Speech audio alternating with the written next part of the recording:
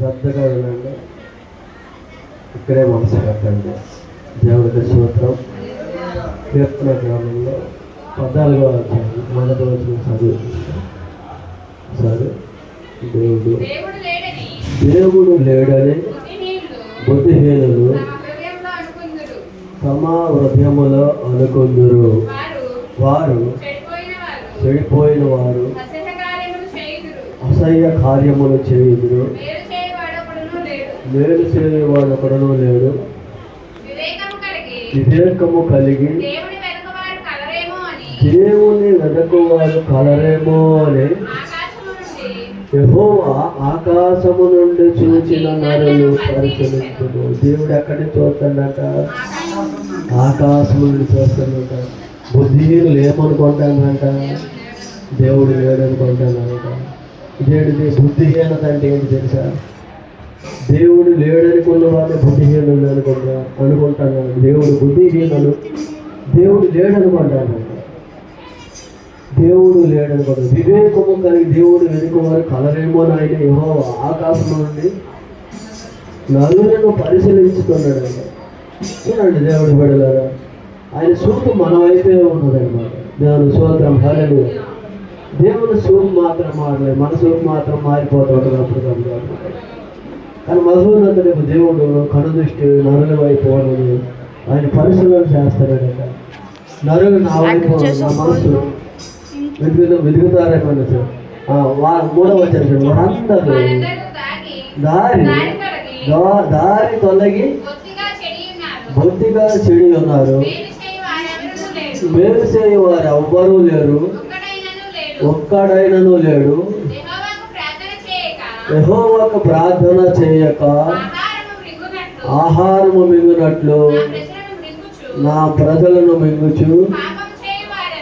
పాపము చేయవారందరికీ తెలియలేదా? మరి పాపము చేయవారు బహుగా భయపడుదురు. పాపం చేసేవారికి ఇది మంచి చెడని తెలియదా?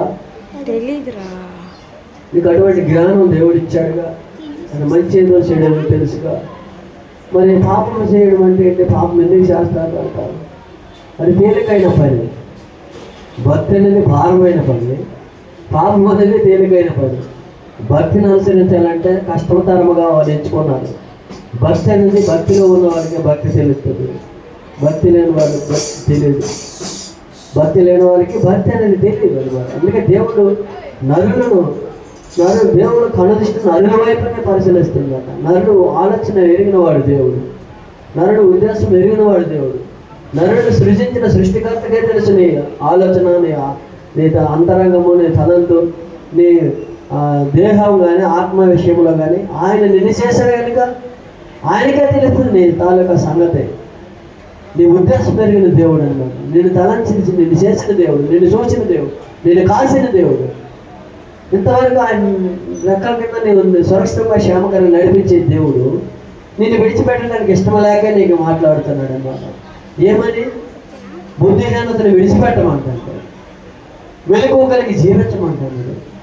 ఆయన హృదయం కలిగి మనం మెసులాటాడు. ఆయన రక్షణ మన యందు నిరంతరం నిలుస్తుందట. దేవుని స్తోత్రం. హల్లెలూయా. ఇది అదే మాట. వివేకము కలిగి దేవుని వెతుకు వారు కలరేమో. వివేకము కలిగి ఉండాలి. మనిషికి వివేకము కలిగి ఉంది. దేవుడు సృష్టించిన సృష్టికర్త నీకు వివేకం ఇచ్చాడు, జ్ఞానాన్ని ఇచ్చాడు, బలాన్ని ఇచ్చాడు, శక్తిని ఇచ్చాడు, మంచి జ్ఞానం తెలివిని ఇచ్చాడు. కానీ దాన్ని దేనికి ఉపయోగపడతావు? ఆ తెలివితేటలు దేనికి పనికి వచ్చిన తెలివితేటలు? నీ ఆలోచన దేనికి పనికి వచ్చిన ఆలోచన? మంచి పనికి ఎంతవరకు ఉపయోగపడుతున్నావు? నేను రక్షణలోకి నడిపిస్తుందని ఆలోచన, భక్తిలోకి నడిపిస్తుందని ఆలోచన. నీ ఆలోచన బలహీనత అయిపోయింది. అది వివేకము లేని ఆలోచన. వివేకము కలిగి దేవుని వెనుక వారు కలగాలి. వివేకము కలగాలి. వివేకం లేకుంటే నువ్వు దేవుని అడిగా సుఖం లేదు. దేవుని స్తోత్రం. హల్లెలూయా. ఈ మధ్యాహ్న కాల సమయంలో దేవుడు నీతో నాతో మాట్లాడుతున్న మాట అదేనండి. నరుడు ప్రాణము దేవుడు పెట్టిన దీపము. మానవుడు బతికుంటున్నప్పటికీ మహోన్నతుడిగా దేవుడు సృష్టికర్తని దేవుడు స్మరించాలా, సృష్టికర్తని దేవుడు తెలుసుకోవాలి. తెలుసుకున్నప్పుడు మనం ఆత్మ ఎక్కడికి వెళ్తుందో ఎవరికి తెలియలేని పరిస్థితి. భూలోకంలో మానవుడు ప్రతి ఒక్కరికి తెలుసు. దేహానికి మరణం ఉంది, ఆత్మకు మరణమే. మహోన్నతుడిగా దేవుడు నరుడి ప్రేమ దేవుడు పెట్టిన దీపం, ఆ దీపం ఆయన దగ్గరికి వెళ్ళాలని, మానవుడి పట్ల ఆయన కూడా కృప కనికర సమాధానం నిరంతరం ఆయన వెలుగు మానవుడి పైన కనుదృష్టి నిలుపుతూనే ఉన్నాడు అన్నమాట. దేవుడు స్తోత్రం, హల్లెలూయా.